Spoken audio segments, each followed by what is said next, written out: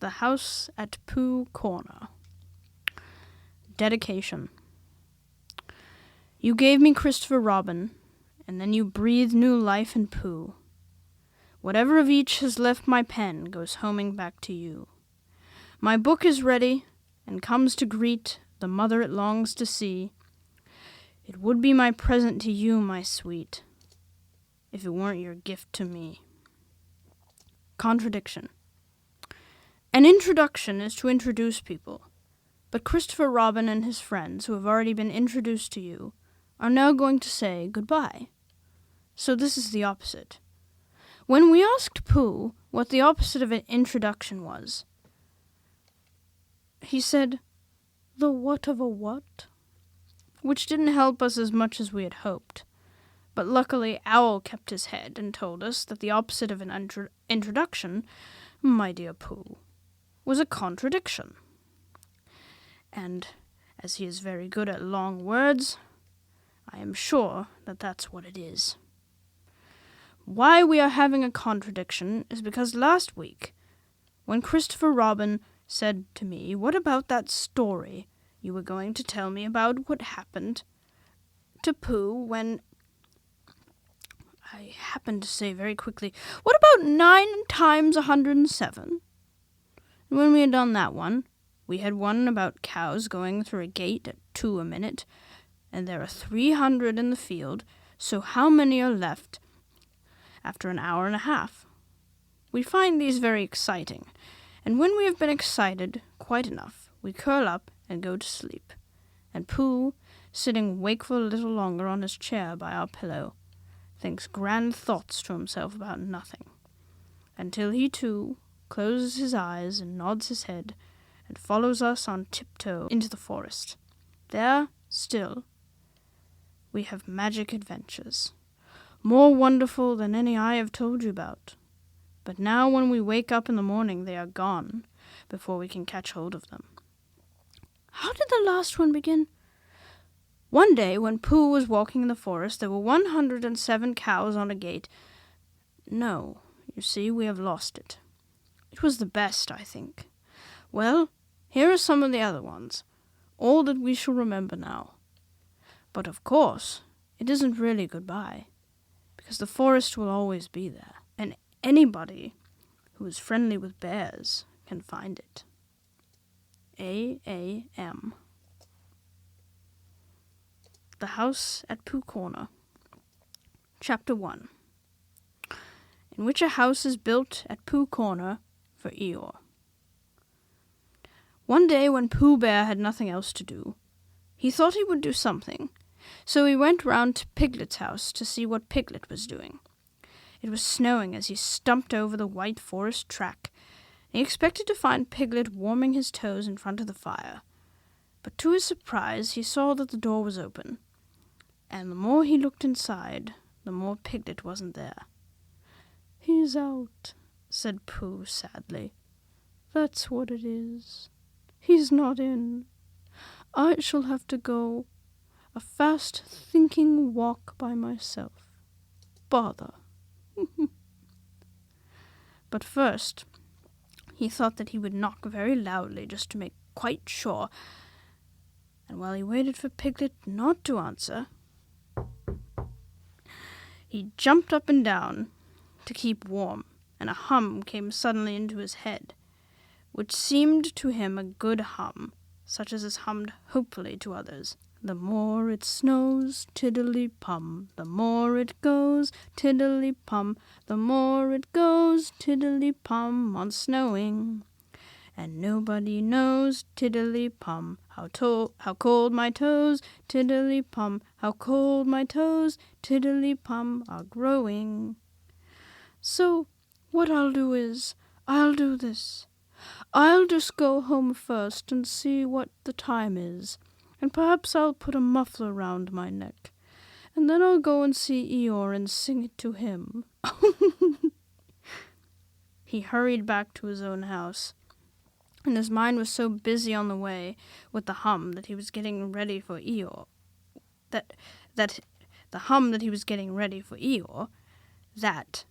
when he suddenly saw Piglet sitting in his best armchair. He could only sit there. He could only stand there rubbing his hand and wondering whose house he was in. "Hello, Piglet," he said. "I thought you were out." "No," said Piglet. "It's you who were out, Pooh." "So it was," said Pooh. "I knew one of us was." He looked up at his clock, which had stopped at 5 minutes to 11 some weeks ago. "Nearly 11 o'clock," said Pooh happily.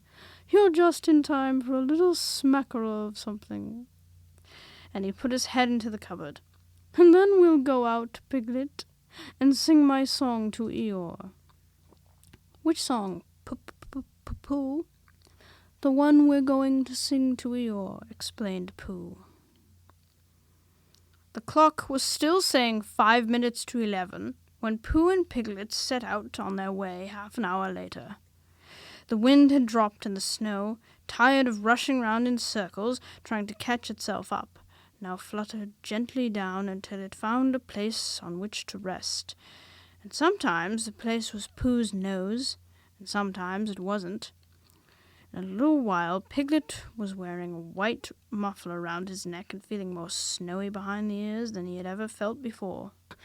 "Pooh," he said at last, and a little timidly because he didn't want Pooh to think he was giving in.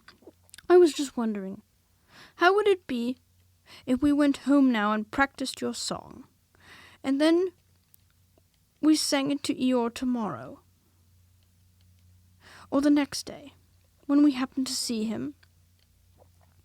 "That's a very good idea, Piglet," said Pooh. "We'll practice it now as we go along, but it's no good going home to practice it, because it's a special outdoor song which has to be sung in the snow." "Are you sure?" asked Piglet anxiously. "Well, you'll see, Piglet, when you listen, because this is how it begins. The more it snows, tiddly-pum—" "Tiddly what?" said Piglet. "Pum," said Pooh. "I put that in to make it more hummy. The more it goes, tiddly-pum, the more—" "Didn't you say snows?" "Yes, but that was before." "Before the tiddly-pum?" "It was a different tiddly-pum," said Pooh, feeling rather muddled now. I'll sing it to you properly, and then you'll see." So he sang it again. "The more it snows, tiddly-pum, the more it goes, tiddly-pum, the more it goes, tiddly-pum, on snowing. And nobody knows, tiddly-pum, how cold my toes, tiddly-pum, how cold my toes, tiddly-pum, are growing." He sang it like that, which is much the best way of singing it. And when he finished, he waited for Piglet to say that, of all the outdoor hums for snowy weather he had ever heard, this was the best. And after thinking the matter out carefully, Piglet said, "Pooh," he said solemnly, "it isn't the toes so much as the ears." By this time they were getting near Eeyore's gloomy place, which was where he lived, and as it was still very snowy behind Piglet's ears, and he was getting tired of it, they turned into a little pine wood and sat down on the gate which led into it. They were out of the snow now, but it was very cold. To keep themselves warm, they sang Pooh's song right through 6 times, Piglet doing the tiddly-pums, and Pooh doing the rest of it, and both of them thumping on the top of the gate with pieces of stick at the proper places. And in a little while they felt much warmer and were able to talk again. "I've been thinking," said Pooh, "and what I've been thinking is this. I've been thinking about Eeyore." "What about Eeyore?" "Well, poor Eeyore has nowhere to live." "Oh, he has," said Piglet. "You have a house, Piglet, and I have a house, and they are very good houses. And Christopher Robin has a house, and Owl and Kanga and Rabbit have houses, and even Rabbit's friends and relations have houses or somethings, but poor Eeyore has nothing. So what I've been thinking is, let's build him a house." "That," said Piglet, "is a grand idea. Where shall we build it?" "We build it here," said Pooh, "just by this wood out of the wind, because this is where I thought of it. And we will call this Pooh Corner. And we will build an Eeyore house with sticks at Pooh Corner for Eeyore." "There was a heap of sticks on the other side of the wood," said Piglet. "I saw them, lots and lots, all piled up." "Thank you, Piglet," said Pooh. "What you have just said will be a great help to us, and because of it I could call this place Pooh and Piglet Corner, if Pooh Corner didn't sound better. Which it does, being smaller and more like a corner. Come along." So they got down off the gate and went round to the other side of the wood to fetch the sticks. Christopher Robin had spent the morning indoors going to Africa and back, and he had just got off the boat and was wondering what it was like outside when who should come knocking at the door but Eeyore. "Hello, Eeyore," said Christopher Robin as he opened the door and came out. "How are you?" "It's snowing still," said Eeyore gloomily. "So it is, and freezing." "Is it?" "Yes," said Eeyore. "However," he said, brightening up a little, "we haven't had an earthquake lately." "What's the matter, Eeyore?" "Nothing, Christopher Robin. Nothing important. I suppose you haven't seen a house or whatnot anywhere about." "What sort of a house?" "Just a house." "Who lives there?" "I do. At least I thought I did. But I suppose I don't. After all, we can't all have houses." "But Eeyore, I didn't know. I always thought—" "I don't know how it is, Christopher Robin, but what with all this snow and one thing or another, not to mention icicles and such, like it isn't so hot in my field about 3 o'clock in the morning as some, and some people think it is. It isn't close, if you know what I mean. Not so as to be uncomfortable. It isn't stuffy. In fact, Christopher Robin," he went on in a loud whisper, "quite between ourselves and don't tell anybody, it's cold." "Oh, Eeyore!" And I said to myself, the others will be sorry if I'm getting myself all cold. They haven't got brains, any of them, only grey fluff that's blown into their heads by mistake, and they don't think. But if it goes on snowing for another 6 weeks or so, one of them will begin to say to himself, Eeyore can't be so very much too hot about 3 o'clock in the morning. And then it will get about, and then they'll be sorry." "Oh, Eeyore," said Christopher Robin, feeling very sorry already. "I don't mean you, Christopher Robin. You're different.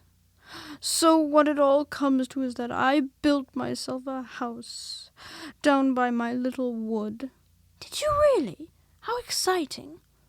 "The really exciting part," said Eeyore in his most melancholy voice, "is that when I left it this morning it was there, and when I came back it wasn't. Not at all very natural, as it was only Eeyore's house. But still, I just wondered." Christopher Robin didn't stop to wonder. He was already back at his house, putting on his waterproof hat, his waterproof boots, and his waterproof mackintosh as fast as he could. "We'll go look for it at once," he called out to Eeyore. "Sometimes," said Eeyore, "when people have quite finished taking a person's house, there are one or two bits which they don't want, and are rather glad for the person to take back, if you know what I mean. So I thought if we just went—" "Come on," said Christopher Robin, and off they hurried. And in a very little time they got to the corner of the field by the side of the pine wood, where Eeyore's house wasn't any longer.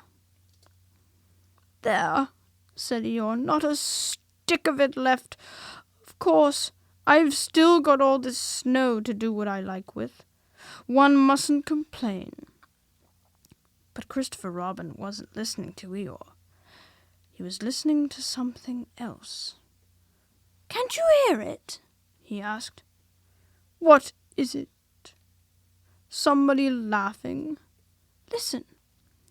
They both listened, and they heard a deep, gruff voice saying in a singing voice that the more it snowed, the more it went on snowing, and a small, high voice tiddly-pumming in between. "It's Pooh!" said Christopher Robin excitedly. "Possibly," said Eeyore. "And Piglet!" said Christopher Robin excitedly. "Probably," said Eeyore. "What we want is a trained bloodhound." The words of the song changed suddenly. "We've finished our house," sang the gruff voice. "Tiddly-pum," sang the squeaky one. "It's a beautiful house, Tiddly-pum. I wish it were mine, Tiddly-pum." "Pooh!" shouted Christopher Robin. The singers on the gate stopped suddenly. "It's Christopher Robin," said Pooh eagerly. "He's round by the place where we got all those sticks from," said Piglet. "Come on," said Pooh. They climbed down their gate and hurried round the corner of the wood, Pooh making welcoming noises all the way. "Why, here is Eeyore," said Pooh, when he had finished hugging Christopher Robin, and he nudged Piglet, and Piglet nudged him, and they thought to themselves what a lovely surprise they had got ready. "Hello, Eeyore." "Same to you, Pooh Bear, and twice on Thursdays," said Eeyore gloomily. Before Pooh could say, "Why Thursdays?" Christopher Robin began to explain the sad story of Eeyore's lost house. And Pooh and Piglet listened, and their eyes seemed to grow bigger and bigger. "Where did you say it was?" asked Pooh. "Just here," said Eeyore. "Made of sticks?" "Yes." "Oh," said Piglet. "What?" said Eeyore. "I just said, 'oh,'" said Piglet nervously. And so as to seem quite at ease, he hummed Tiddly-Pum once or twice in a "what shall we do now" kind of way. "You're sure it was a house?" said Pooh. "I mean, you're sure the house was just here?" "Of course I am," said Eeyore, and he murmured to himself, "Oh, no brain at all, some of them." "Why, what's the matter, Pooh?" asked Christopher Robin. "Well," said Pooh, "the fact is," said Pooh. "Well, the fact is," said Pooh. "You see," said Pooh, "it's like this," said Pooh, and something seemed to tell him that he wasn't explaining very well, and he nudged Piglet again. "It's like this," said Piglet quickly, "only warmer," he added after deep thought. "What's warmer?" "The other side of the wood, where Eeyore's house is." "My house?" said Eeyore. "My house was here." "No," said Piglet firmly. "The other side of the wood." "Because of being warmer," said Pooh. "But I ought to know." "Come and look," said Piglet simply, and he led the way. "There wouldn't be 2 houses," said Pooh, "not so close together." They came around the corner, and there was Eeyore's house, looking as comfy as anything. "There you are," said Piglet. "Inside as well as outside," said Pooh proudly. Eeyore went inside and came out again. "Oh, it's a remarkable thing," he said. "It is my house, and I built it where I said I did, so the wind must have blown it here. And the wind blew it right over the wood and blew it down here, and here it is, as good as ever. In fact, better in places." "Much better," said Pooh and Piglet together. "It just shows what can be done by taking a little trouble," said Eeyore. "Do you see, Pooh? Do you see, Piglet? Brains first and then hard work. Look at it. That's the way to build a house," said Eeyore proudly. And they left him in it. And Christopher Robin went back to lunch with his friends Pooh and Piglet. And on the way they told him of the awful mistake they had made. And when he had finished laughing, they all sang the outdoor song for snowy weather the rest of the way home. Piglet, who was still not quite sure of his voice, putting in the tilly-pums again. "And I know it seems easy," said Piglet to himself, "but it isn't everyone who could do it."